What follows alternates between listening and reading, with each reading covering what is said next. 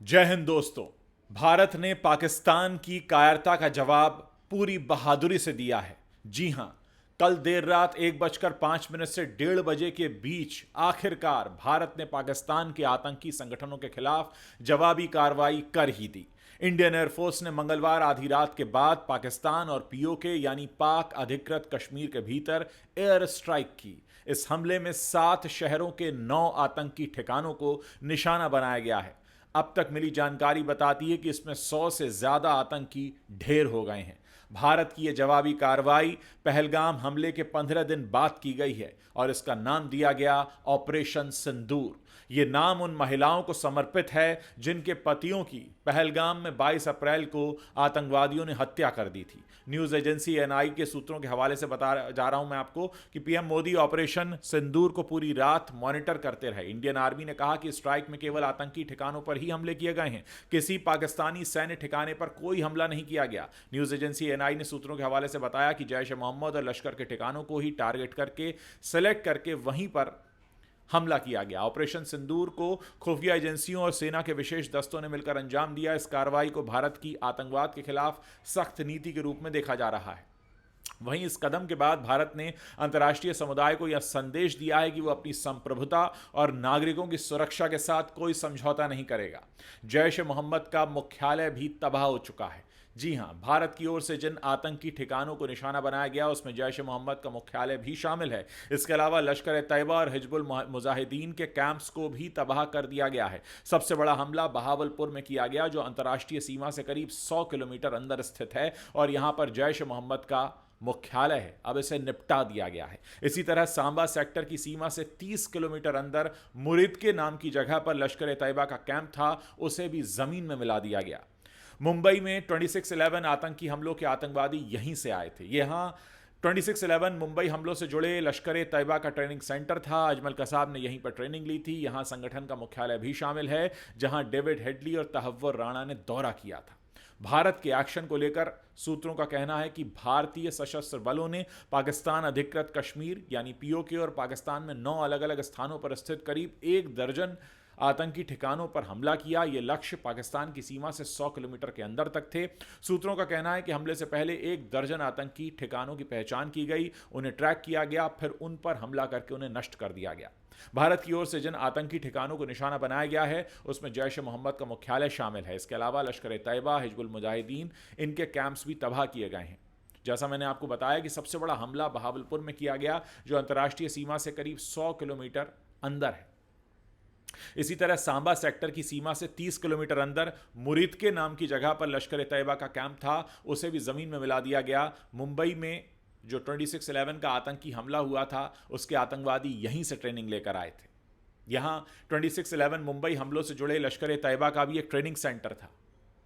यहां ये वही जगह है जहां डेविड हेडली और तहव्वुर राणा दौरा करते रहे थे। 2001 में मारे गए अलकायदा आतंकवादी ओसामा बिन लादेन ने गेस्ट हाउस का निर्माण करने के लिए इसमें 10 लाख रुपए का दान दिया था। सेना की ओर से तीसरा हमला गुलपुर में किया गया, जो पुंछ राजौरी के एलओसी से करीब 35 किलोमीटर अंदर है।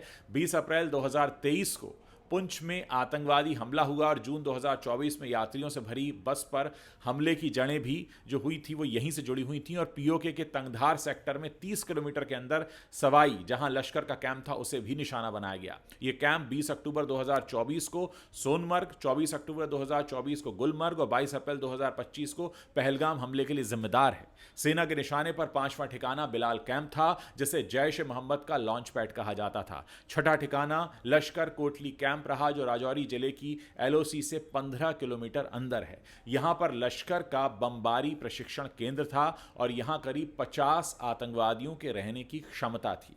7वां ठिकाना बरनाला कैंप रहा, जो राजौरी जिले के सामने एलओसी से महज 10 किलोमीटर अंदर है। 8वें ठिकाने के रूप में सरजाल तेहरा कला कैंप को निशाना बनाया गया, जिसे जैश का कैंप भी कहा जाता था।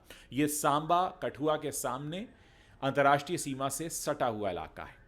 पाकिस्तान के पंजाब के नरोवाल जिले के सरजाल तेहरा कला में जैश ए मोहम्मद का कैंप आतंकी संगठन का यहां पे मुख्य लॉन्चिंग पैड माना जाता था और इसे एक प्राथमिक स्वास्थ्य केंद्र द्वारा संचालित किया जा रहा था। इस कैंप की देखरेख अब्दुल रऊफ असगर करता है।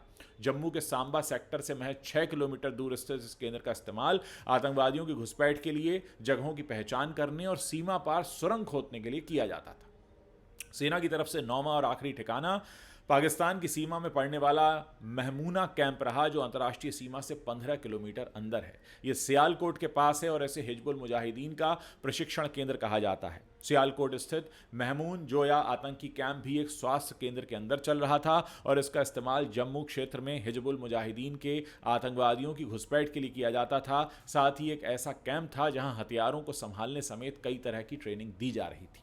इस शिविर में 30 आतंकवादी थे, जिसका नेतृत्व इरफान टांडा कर रहा था, जो जम्मू शहर में हमलों को अंजाम देने के लिए जिम्मेदार है।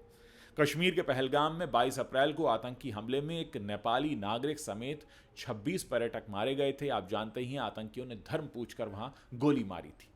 हमले की जिम्मेदारी पहले लश्कर ए तैयबा के प्रॉक्सी संगठन द रेजिस्टेंस फ्रंट TRF ने ली थी, हालांकि ये बाद में उससे मुकर गया था।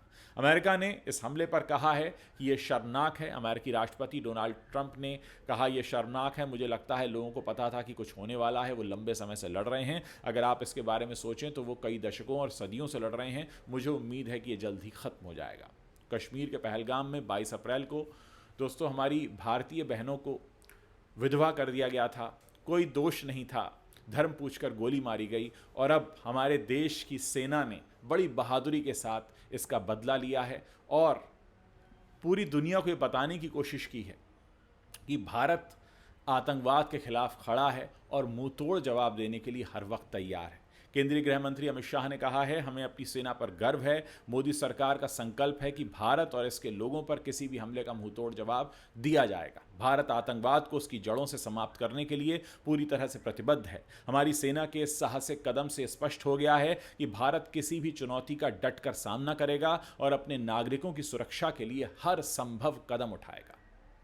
बताया जा रहा है कि 2 बड़े आतंकी भी इसमें ढेर हुए हैं। इनमें पहला नाम हाफिज अब्दुल मलिक का है, जो लश्कर का एक बड़ा ऑपरेशनल कमांडर बताया जा रहा है। वो मुरिद के स्थित लश्कर के मुख्यालय मरकज तैयबा में मौजूद था, जहां पर यह हमला किया गया। दूसरा आतंकी मुदस्सिर था, जो लश्कर की विदेशी आतंकियों से जुड़ी साजिशों का मास्टरमाइंड माना जाता है। दोनों की मौके पर ही मौत हुई। भारत की ओर से की गई इस कार्रवाई के बाद पाकिस्तान के लोगों में दहशत है। अब पाकिस्तान के लोग गूगल पर एयर स्ट्राइक, भारतीय सेना, भारत और ऑपरेशन सिंदूर जैसे शब्दों को सर्च कर रहे हैं। पाकिस्तानी गूगल पर ऑपरेशन सिंदूर के बारे में सर्च किया जा रहा है। अब ऑपरेशन सिंदूर, इंडिया ऑपरेशन सिंदूर, सिंदूर अटैक, ऑपरेशन सिंदूर, ये सब क्या है, ऐसे टर्म्स जो हैं वो सोशल मीडिया पर ढूंढे जा रहे हैं। दोस्तों, ये एक ऐसा मौका है जहां पूरे देश को एकजुट होकर खड़े रहने की ज़रूरत है।